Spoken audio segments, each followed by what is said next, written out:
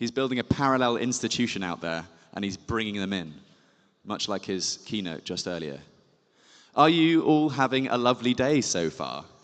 Yeah, yeah. Are you ready for the final 3 of the day? I know this day has gone past in the blink of an eye, but there's been so much information, so much Bitcoin information, don't say it, and I'm really excited for this next one because we're going to hear about stories of Bitcoin mining in Malawi and probably in Kenya too. The speaker for this talk is Janet. She needs no introduction, of course. Have any of you seen the short film called Stranded? Seen a short film called Stranded? Anyone?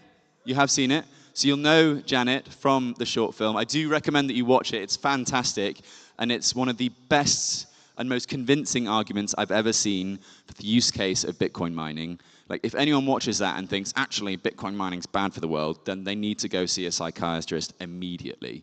Now, Janet, are you ready to take to the stage? Fantastic. So she comes from a small town in Malawi. Janet from Gridless. Over to you. Thank you.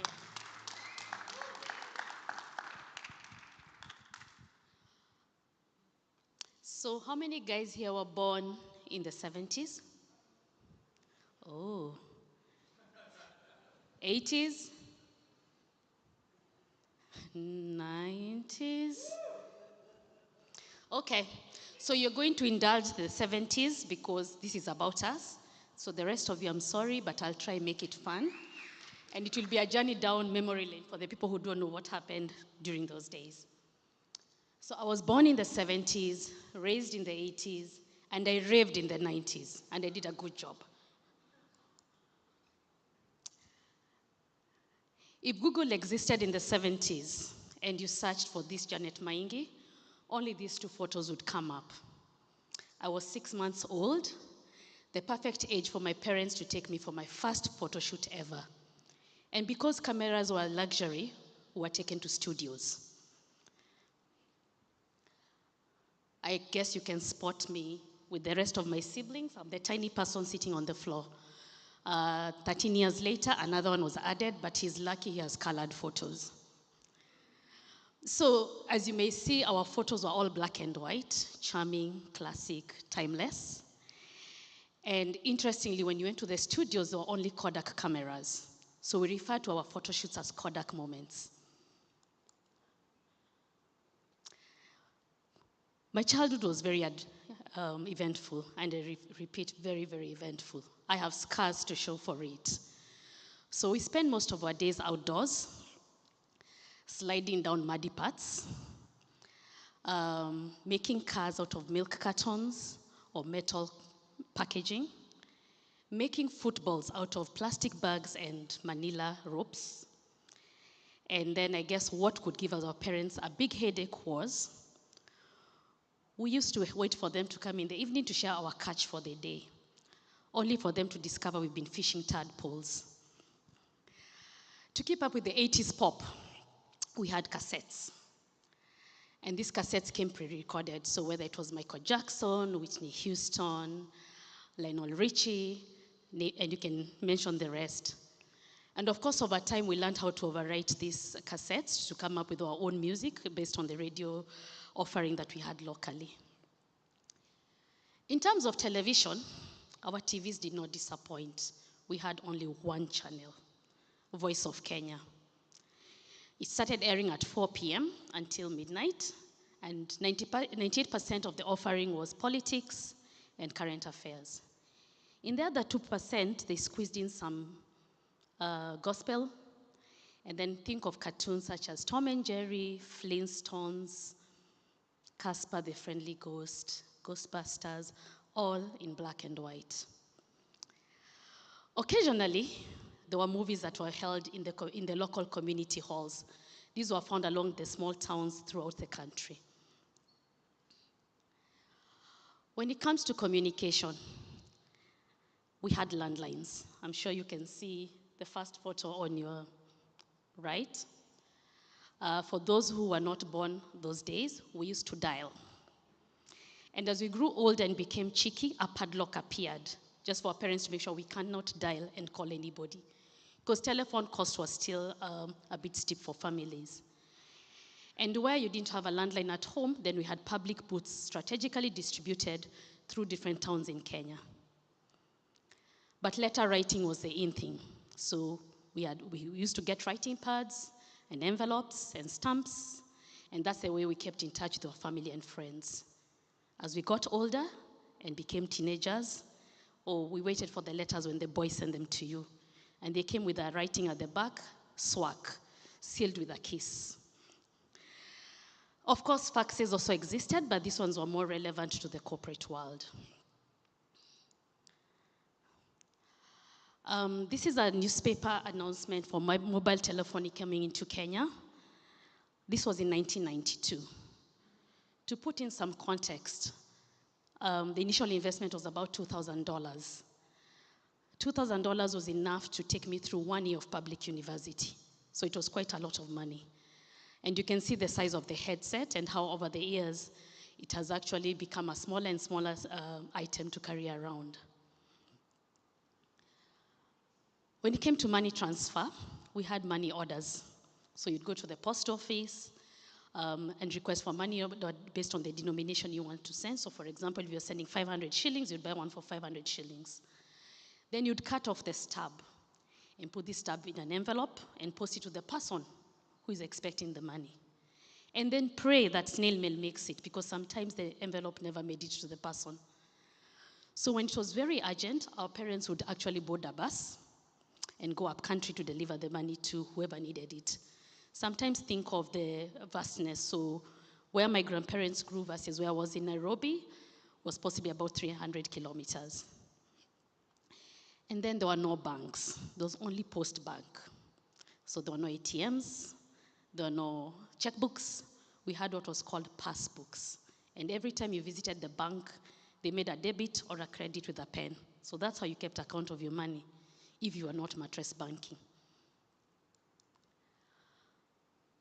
So, why were the 80s very important for us? Apart from the iconic musicians, pop music, and of course the fashion, we had the flares, the afros. For the people around this room, the 80s was an important period because that was the start of the digital age. This is a decade where we witnessed significant technology advancements, such as the birth of internet and the rise of personal computers, which over time have impacted how we work, how we live, and how we do business in Africa. So, how are we then going to capitalize on the new and existing technologies that we are now seeing to solve and transform Africa based on the systemic issues that we have? So whether it's education, whether it's energy, whether it's water, whether it's sanitation, whether it's financial literacy or entrepreneurship, how do we capitalize these technologies? So as Gridless, we chose energy. What we do in Gridless, we basically set up the Bitcoin mining containers next to off-grid renewable mini-grids, and we become off-takers of the stranded or excess power that they have. We are currently in 3 countries, and that's why Joe keeps saying I'm from Malawi. So let's set the record straight, I am a Kenyan. But I'm an African by soul. So we're in Kenya, Malawi, and Zambia. And of course, growing. On the right, you can see that's one of our biomass projects that is upcoming. And on the left, it's a hydro project. So we are currently running off hydro, biomass, and geothermal in the different localities. And this is the first site, Joe, not Malawi, Kenya. This is in Murang'a, and we're running a hybrid of hydro and solar. It's about 500 kilowatts. So what do? We basically do Bitcoin mining. So somebody earlier mentioned that Eric is sitting here, but he's making money. True to that. But beyond that, as we mentioned, we go for the stranded power. So we make sure that we're not taking any power that anybody else would require. So whether it's communities, Whether it's local factories, they get priority. And so we actually base our utilization on the demand. So we respond to the demand that's available. If the community needs more power, then we switch off our machines automatically. If the community releases more power to the grid, then we suck in more energy. So at the end of the day, we stabilize the grid. And how do we do this demand response? We have our secret sauce. So being in Africa and doing business in Africa, you never fail to get surprised. When we started, we thought we're just going to connect machines, mine Bitcoin, and we're good to go. But slowly we realized that the demand response was a big issue. And so we came up with our secret sauce, which is called the Gridless OS. And basically the OS comes with the features to allow us to respond to demand, to respond to supply, remote administration. So of course we run our miners off remotely. Asset mesh AI, which allows us to redistribute our assets based on the production of electricity, and of course security and data protection. So this gadget you see on the screen is a router. In our previous lives, so with the other two co-founders, Eric and Philip, we worked together and we were solving for connectivity in Africa. So we were building hardware and software for Africa and manage. It's powered by solar and it has an 8-hour battery. So we still pulled in this technology into Gridless and it's working very well in all our sites. This is an example of what the Gridless OS dashboard looks like, and it allows us to get real-time information, both as Gridless and also for our power partner, and be able to understand how they through the different metrics. We track the water level, how much energy is generated, how much is going to the grid, how much is the excess power that then we can take to the container. And the Gridless OS has been very key, especially with partners who are not sure whether they will. I mean, when you go and talk to them about Bitcoin, they all look at you like, what are you talking about? But with the Gridless OS, it has been very instrumental in getting them to understand their own utilization, what they're generating. So we are not ignorant or naive about the challenges of connectivity in Africa. So I think this site, we saw it yesterday at Stranded, and you saw the team preparing to do this job. So that's what they were going to do, setting up a Starlink to be able to get good connectivity for Bitcoin mining. So we normally have LTE on site, but just because we know what happens with any other connectivity, a backup is important. So that's a Starlink being set up. I think it was about 200 meters above. And you can see what the team has to go through to ensure that we're able to mine our Bitcoin. In terms of infrastructure, initially we thought about importing our containers, whether from China or from the US. But quickly we discovered that the cost of getting a container into Kenya was going to be ridiculously expensive, or into Africa.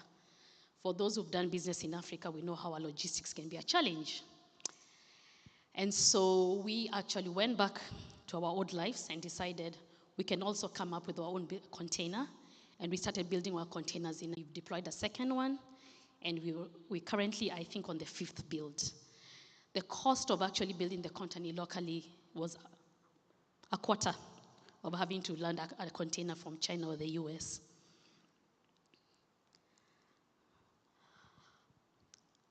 Additionally, of course, with every other site or any other technology, maintenance is very important. And the uniqueness of Africa checked in. So we thought about dust because that was the biggest concern. But slowly we came to realize there were other challenges that lay ahead of us. So in one of our sites, we went for a site visit and found hands were full of guts from rain termites. So they were attracted by the heat and got into the miners.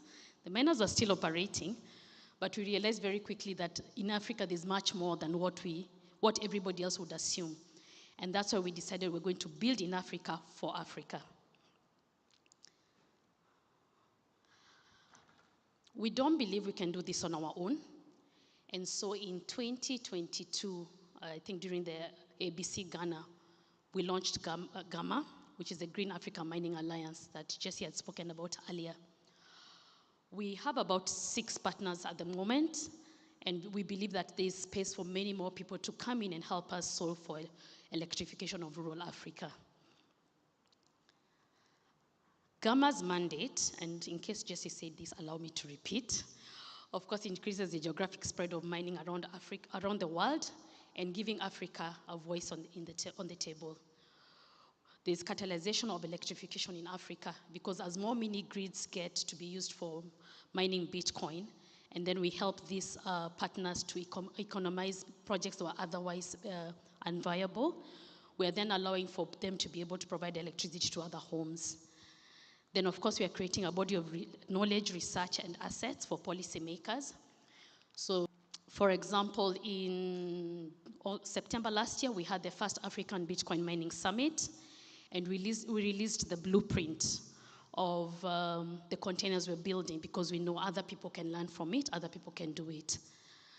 Then, of course, Gamma provides a base for organizations to grow the future Bitcoin mining pool, and then assist new miners as they come through on how to get started. Some of us have made grave mistakes, but we want to make it easier for them. So this is just a photo of the first African Bitcoin Mining Summit. And this is at the site in Moranga. So this is just a shoot of what the blueprints look like for the containers that we build. And anybody who's interested in mining, I'm sure you'll reach out to Jesse. Currently running a seed program from Gamma, where we're looking at other ways to sponsor upcoming miners, so they're able to go through the journey in a softer manner. So again, the QR code is on the screen if you're interested.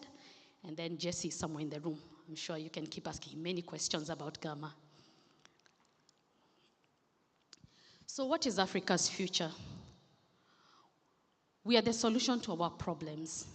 Technology is only a silver bullet to transforming Africa if it's in the right hands.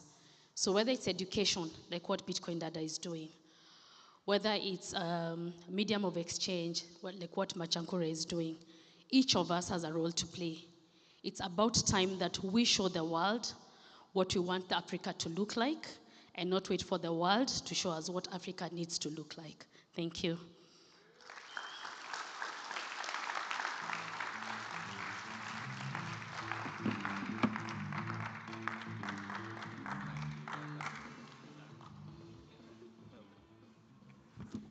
That was fantastic. I really enjoyed the journey through time there as well. It also made me feel a bit old, being a 90s kid of all things. Is anyone in here born in the noughties, in the 2000s? Good. Oh, nice. A solid show of hands. I often make the joke at Bitcoin conferences and Bitcoin meetups in Europe that it's a load of old, sort of middle-aged white men talking about the fall of fiat currencies. And then you see Bitcoin around the world and you go, oh, thank God, we're not just a load of old middle-aged men talking about the death of fiat currencies. Speaking